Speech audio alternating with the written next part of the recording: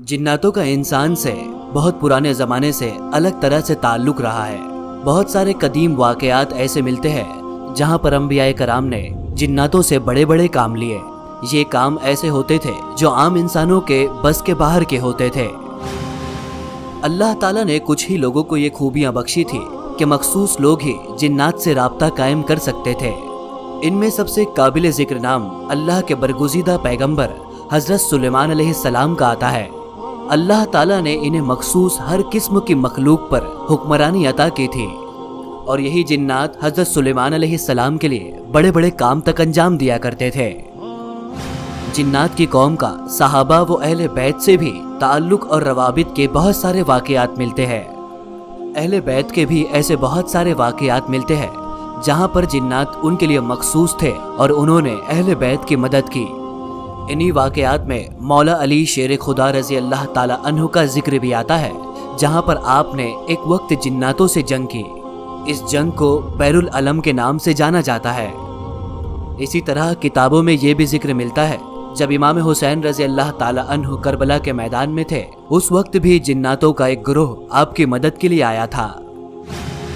हज़रत इमाम जाफ़र सादिक भी अपने आबा व अजदाद की तरह ही जिन्नों के हाकिम थे और आप हस्ब ज़रूरत उन्हें खिदमत अंजाम देने का हुक्म दिया करते थे।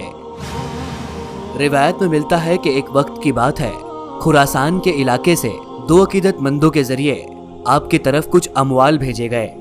ये दो लोग अपने घोड़े पर सवार हुए और काफी हिफाजत से दिए गए अमवाल को लेकर रवाना हुए। जब ये लोग तहरान के इलाके में पहुंचे तो यहाँ पर एक मोमिन ने इनके सुपुर्द एक थैली की और इस थैली को भी इन्हें इमाम जाफर सादिक तक पहुंचाना था। इस थैली के अंदर 2000 दिरहम मौजूद थे। ये लोग सफर के दौरान बार बार अमवाल का जायजा लिया करते थे ताकि इनमें से कोई चीज गुम न हो जाए। जब ये लोग मदीना मुनव्वरा के करीब पहुंचे तो इनमें से एक साथी ने कहा कि आओ हम लोग मदीने में दाखिल होने से पहले एक मर्तबा इन अमवाल का जायजा ले लेते हैं कि सब कुछ सही सलामत मौजूद है या नहीं।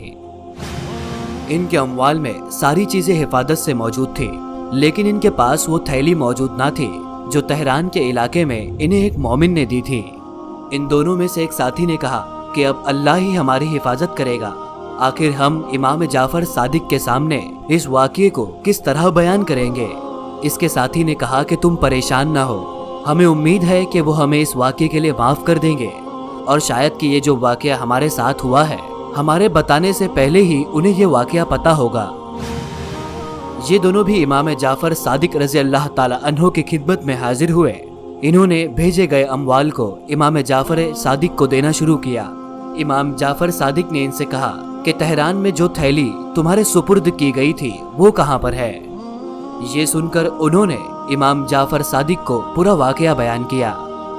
इमाम ने कहा कि अगर ये थैली मैं तुम्हें दिखाऊं तो क्या तुम इसे पहचान लोगे। दोनों ने कहा जी हुजूर, हम इसे बिल्कुल पहचान लेंगे। इमाम जाफर सादिक ने अपने घर के खिदमतगार को आवाज दी कि फुला थैली लेकर आओ। खिदमतगार ने ये थैली आपको लाकर दी। आपने दोनों के सामने थैली को पेश किया और कहा कि क्या तुम इस थैली को पहचान सकते हो। वो दोनों कहने लगे बेशक ये वही थैली है। इमाम जाफर सादिक ने कहा कि मुझे गुज़िश्ता शब कुछ ज़रूरत महसूस हुई तो मैंने अपने पैरोकार में से एक जिन को रवाना किया और इस जिन ने ही इस थैली को मुझ तक पहुंचाया। तहरान के उस मोमिन ने ये थैली इमाम जाफर की खिदमत में ही भेजी थी और ये दो सफ़ीर इसे लेकर इमाम जाफर की खिदमत में ही आ रहे थे। उस वक्त सफ़र की रफ्तार काफ़ी सुस्त भी थी और ये मुमकिन है कि इमाम जाफर की खिदमत में कोई ऐसा हाजतमंद हाजिर हुआ हो जिसकी हाजत को वक्त रहते पूरा करना हो। उस वक्त इमाम जाफर ने अपने एक जिन को हुक्म दिया जिसने इस थैली को फौरन ही आपकी खिदमत में पेश किया। दोस्तों, ये थी दीन की बात की हमारी आज की वीडियो। आपको ये कैसी लगी कमेंट सेक्शन में अपनी राय देकर जरूर बताएं। साथ ही हमारे चैनल दीन की बात को सब्सक्राइब करना ना भूलें। इस वीडियो को अपने दोस्तों और अपने फैमिली मेंबर्स के साथ जरूर शेयर करें ताकि उनकी दीनी मालूमात में इजाफा हो सके। इंशाअल्लाह मुलाकात करते हैं हमारी आने वाली अगली वीडियो में। तब तक के लिए अल्लाह हाफिज।